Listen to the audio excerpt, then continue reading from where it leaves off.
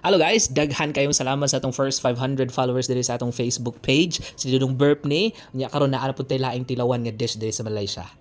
Kani nga pagkaon guys, gitawag ni nila og mee sayam with fried chicken meat, and then katong sauce nga akong gipakita sa unang nga part sa video gitawag to nila og sambal sauce. Very popular diri sa Malaysia.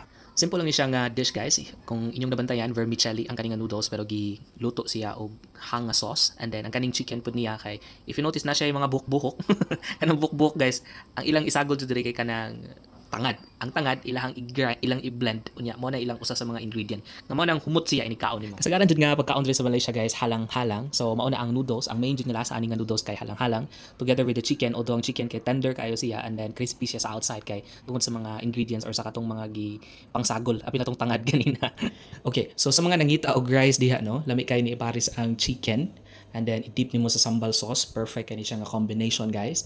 Pero sa pagkakaron atong ipares lang ani niya kay ang bihon or ang vermicelli. Diri sa Malaysia day guys no, dili siya common nga practice nga kung mag-order kag noodles, mag-order pug ka og rice. It's either rice or noodles. Di para sa Pilipinas mag-order ng spaghetti and then mag-order pa og rice. Okay, so mao lang sa ato siya guys. Thank you sa pag-follow. Ayaw kalimot pag-like o pag-share and see you sa atong next nga video.